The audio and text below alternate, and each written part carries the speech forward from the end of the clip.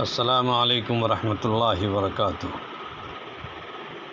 الحمد للہ وکفا والصلاۃ والسلام علی سیدنا و مولانا محمد المصطفیٰ، اما بعد۔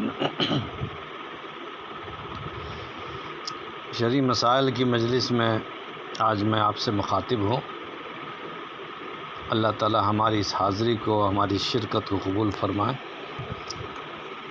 آج کا پہلا سوال ہے کہ کسی شخص کے ہاتھ میں ایک انگوٹھی ہے جس میں لفظ اللہ لکھا ہوا ہے۔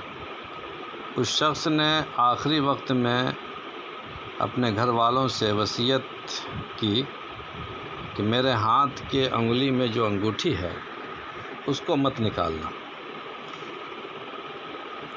اب از روئے شرع بتایا جائے کہ موت کے بعد اس انگوٹھی کو نکالنا چاہیے یا میت کی وصیت کے مطابق انگوٹھی کو چھوڑ دیا جائے۔ قرآن و حدیث کی روشنی میں جواب عنایت فرمائے۔ اس کا جواب یہ ہے کہ میت کی انگلی سے انگوٹھی نکال دینا ضروری ہے، اس لیے کہ انگوٹھی پر لفظ اللہ لکھا ہوا ہے۔ اگر اس کو میت کی انگلی میں چھوڑ دیا جائے تو لاش کے پھولنے پھٹنے کی وجہ سے اللہ کے نام کی بے حرمتی ہوگی۔ نیز اس میں بلا ضرورت مال کا ضیاع بھی ہے، اس لیے اس کو نکال دینا ضروری ہے۔ دوسرا سوال یہ ہے کہ زید کے سر و داڑھی کا بال سفید ہو گیا ہے۔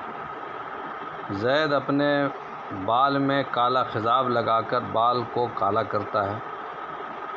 کیا خضاب لگا کر بال کو کالا کروانا جائز ہے یا نہیں؟ یا کالا خضاب کے علاوہ لال خضاب یا مہندی وغیرہ کا استعمال کیا جائے تو یہ درست ہوگا یا نہیں؟ اس کا جواب یہ ہے کہ جمہور فقہا کے نزدیک عام حالات میں سیاہ خضاب بالوں میں استعمال کرنا جس سے کہ اصلی کالے بال معلوم ہوں مکروہ تحریمی ہے۔ البتہ مہندی اور دوسرے کسی رنگ کا استعمال کرنا جائز ہے۔ البتہ مخصوص حالات میں جیسے مجاہدین کے لیے یا دیگر مواقع پر کالے رنگ کے استعمال کی اجازت دی گئی ہے، مگر عام حالات میں مکروہ تحریمی ہے۔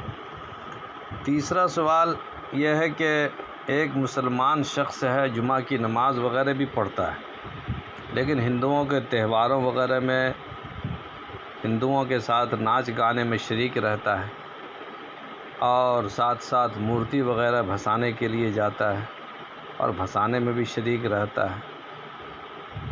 کیا اس سے زید کے ایمان پر کچھ اثر پڑے گا؟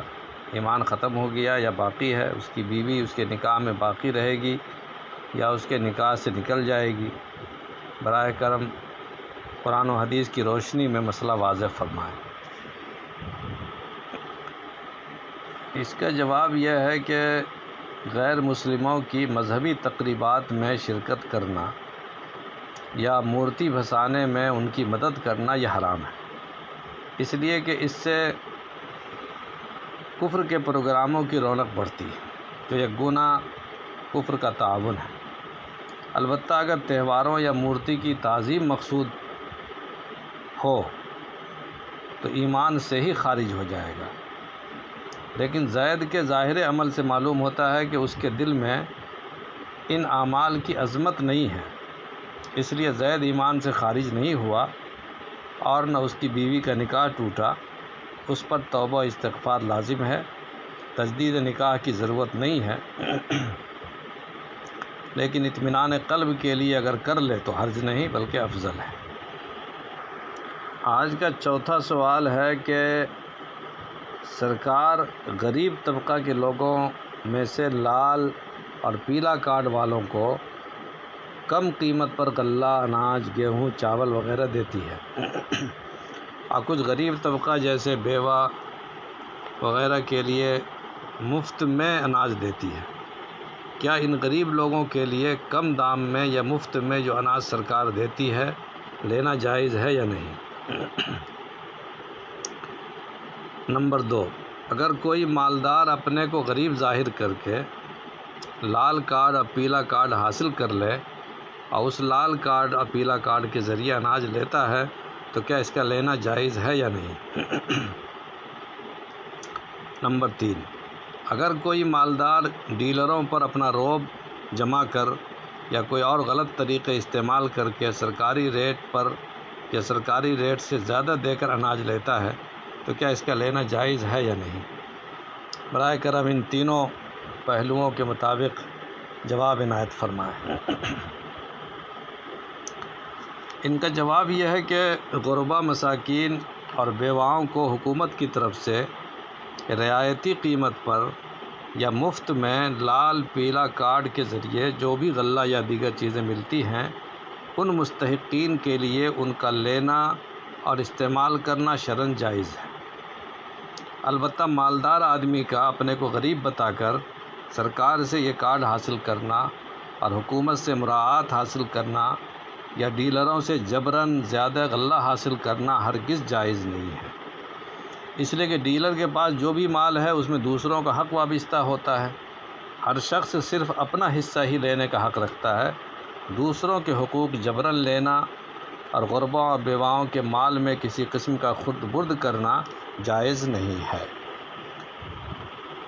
اسی کے ساتھ آج کی مجلس تمام ہوتی ہے۔ وآخر دعوانا ان الحمد للہ رب العالمین۔